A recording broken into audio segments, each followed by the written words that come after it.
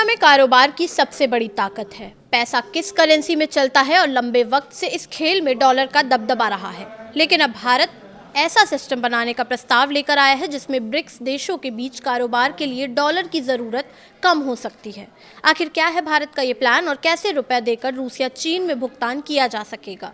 नमस्कार, मैं प्रिया श्रीवास्तव और आप देख रहे हैं न्यूज़ 18। अभी अगर भारत को दुनिया के किसी देश से बड़ी मात्रा में सामान या कच्चा तेल खरीदना होता है तो अंतर्राष्ट्रीय कारोबार में डॉलर की अहम भूमिका रहती है। मान लीजिए भारत की कोई कंपनी रूस से 10 करोड़ रुपए का तेल खरीदती है। मौजूदा व्यवस्था में भारतीय कंपनी को रुपए को डॉलर में बदलना पड़ सकता है, फिर अंतर्राष्ट्रीय बैंकिंग चैनल के जरिए भुगतान रूस तक पहुँच सकता है और वहाँ जाकर रकम रुबल में बदल जाती है। यानी एक ही भुगतान के बीच कई बैंकिंग प्रक्रियाएं, करेंसी कन्वर्जन, शुल्क और समय जुड़ जाता है। अब भारत चाहता है कि ब्रिक्स देशों के स्थानीय डिजिटल पेमेंट नेटवर्क आपस में जोड़े जाएं। इसे आसान भाषा में समझिए, भारत से भुगतान रुपए में हो लेकिन रूस में वही रकम रुबल में पहुंच जाए। यानी भारतीय खरीदार को डॉलर खरीदने की जरूरत कम होगी और रूसी विक्रेता को अपनी करेंसी में भुगतान मिल सकता है। इसी तरह चीन अगर भारत से कोई सामान खरीदता है तो भुगतान की प्रक्रिया इस तरह बनाई जा सकती है कि चीन की तरफ से रकम युआन में जाए और भारत में भुगतान रुपए में रूप में मिले। तो सवाल है कि आखिर अभी डॉलर बीच में क्यों आता है? क्योंकि अलग अलग देशों की करेंसी और उनके बैंकिंग सिस्टम सीधे तौर पर आपस में जुड़े नहीं हैं। डॉलर लंबे समय से अंतर्राष्ट्रीय कारोबार की एक तरह की साझा भाषा बन चुका है, लेकिन हर लेन देन में डॉलर का इस्तेमाल करने से करेंसी बदलने की लागत, बैंकिंग शुल्क और भुगतान में लगने वाला समय बढ़ सकता है। भारत अब इसी निर्भरता को कम करना चाहता है। खासकर भारत के लिए इसकी अहमियत इसलिए भी ज़्यादा है क्योंकि भारत बड़ी मात्रा में कच्चा तेल आयात करता है। जब पश्चिम एशिया में तनाव बढ़ता है, तेल की कीमतें ऊपर जाती हैं, तो भारत को तेल खरीदने के लिए ज़्यादा डॉलर की ज़रूरत पड़ सकती है। इसका असर रुपए पर भी पड़ सकता है और अगर ब्रिक्स देशों के साथ ज़्यादा कारोबार स्थानीय करेंसी में होने लगे तो हर लेन देन के लिए डॉलर जुटाने की ज़रूरत कम हो सकती है।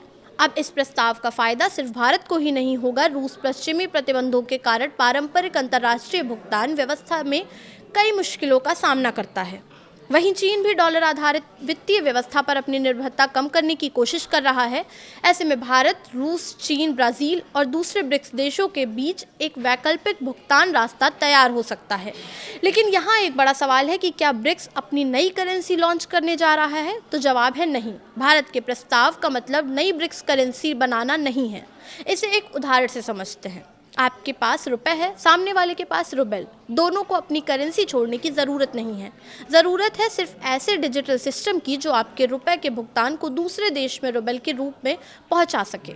यानी करेंसी वही रहेगी, भुगतान का रास्ता बदल जाएगा। इसलिए प्रस्ताव में मल्टी CBDC ब्रिज जैसी व्यवस्था की बात हो रही है।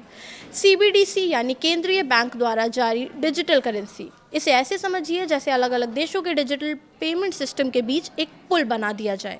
भारत का डिजिटल भुगतान नेटवर्क रूस या किसी दूसरे ब्रिक्स देश के डिजिटल भुगतान सिस्टम से जुड़ जाए। फिर भुगतान तेज़ी से हो सकेगा, बिचौलिए की संख्या कम होगी और लेन देन की लागत घटाने की कोशिश की जा सकेगी। अगर ये सिस्टम सफल होता है तो इसका फ़ायदा सिर्फ बड़ी कंपनीज को नहीं मिलेगा। एक्सपोर्टर, इंपोर्टर, तेल कंपनी, मशीनरी कारोबारी और MSME सेक्टर भी इससे लाभ उठा सकते हैं। लेकिन एक बात साफ समझना ज़रूरी है, ये व्यवस्था अभी लागू नहीं हुई है।